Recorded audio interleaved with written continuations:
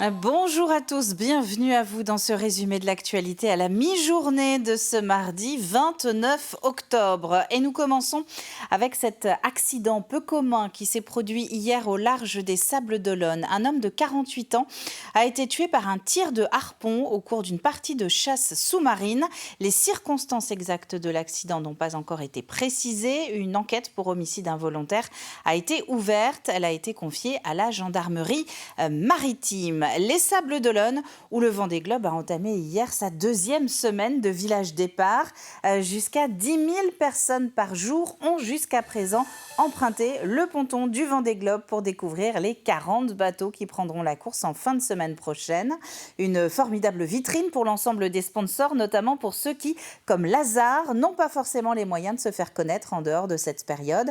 Lazare, c'est cette association qui crée des colocations solidaires entre jeunes actifs et SDF. Il y a quelques jours, elle a organisé un relais entre sa maison à Nantes et l'entrée du village du Vendée Globe, là où l'attendait son skipper Tanguy Le Turquet. Lazare, ça fait 3 ans qu'on écrit l'histoire avec eux sur ce Vendée Globe. Et à l'époque, Clarisse, ma femme, qui a fait le Vendée Globe en 2020, était déjà marraine de l'association. Donc ouais, ça va faire bientôt 6 ans qu'on les suit. Le relais contribue à faire rayonner Lazare. Et Lazare a besoin de rayonner. C'est d'ailleurs pour ça qu'ils sont sur le Vendée Globe. Le Vendée Globe, c'est une aventure extraordinaire qui embarque les gens. C'est extrêmement populaire. Et faire découvrir Lazare aux gens via le Vendée Globe, ça permet de découvrir cette association de la meilleure des manières. Et puis plus de gens vont connaître cette association, plus on va éviter de nuire à la rue pour les personnes en difficulté. Donc voilà, toutes ces actions-là vont dans le bon sens. Le village du Vendée Globe, c'est vraiment l'aboutissement de ces 3 années de projet. On est parti avec Tanguy de rien jusqu'à aboutir finalement au financement de ce projet. Donc l'intégralité du financement a été fait par des partenaires, des mécènes. Lazare n'a pas mis 1 euro. Et là, c'est vraiment l'aboutissement de ces 3 années à s'acharner pour trouver des sponsors, à tout faire pour justement que ce projet profite à Lazare. Et c'est un peu aujourd'hui l'apogée de la plus grande visibilité qu'on peut espérer pour que nous, Lazare, on puisse se développer dans le sens recruter les jeunes actifs dont on a besoin pour vivre en colocation avec nos amis de la rue et aussi pour financer nos nouvelles maisons. Et dans le reste de l'actualité, la fin du parcours à présent pour ces 10 apprentis entrepreneurs vendéens. Ils terminent une formation de 6 semaines avec la Chambre de métier et de l'artisanat. Ils souhaitent devenir pâtissiers, couvreurs, coach en bien-être. Mais avant de se lancer dans le grand bain, ils ont soumis leur projet aux professionnels de la création d'entreprise. Objectif, se frotter à la réalité du terrain et du marché pour estimer la fiabilité de leur idée.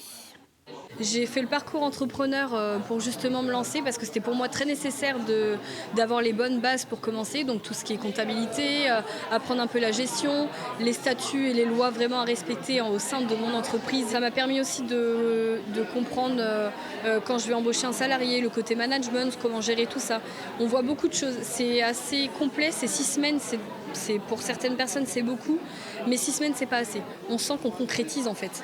Là, on est sur la présentation. Notre société, ça y est, c'est vraiment la dernière ligne droite.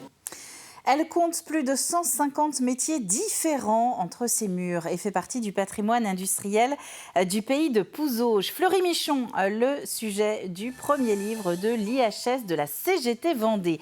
IHS pour Institut d'Histoire Sociale, une structure créée il y a 2 ans dans le département pour conserver la mémoire syndicale. Et c'est donc un livre sur l'entreprise agroalimentaire de l'Est vendéen qui inaugure la collection. Il s'adresse principalement à tous les salariés, puisque c'est une expérience que de créer un syndicat, que de le faire vivre et de le voir prospérer ou pas, mais en tout cas intervenir dans l'entreprise principalement au bénéfice des salariés. Nourrir une lutte, il faut être bien construit pour nourrir une lutte, mais il faut être surtout fort d'un collectif. Au Brésil, il aura fallu plus de 600 heures de travail bénévole pour rénover ce morceau de patrimoine de la commune.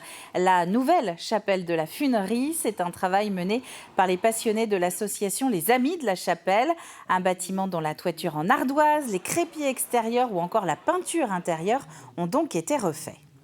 Nous avons décidé avec tous nos adhérents de participer et d'essayer de relever cette chapelle construite en 1896 grâce à une personne, à Jean Fontenot, qui habitait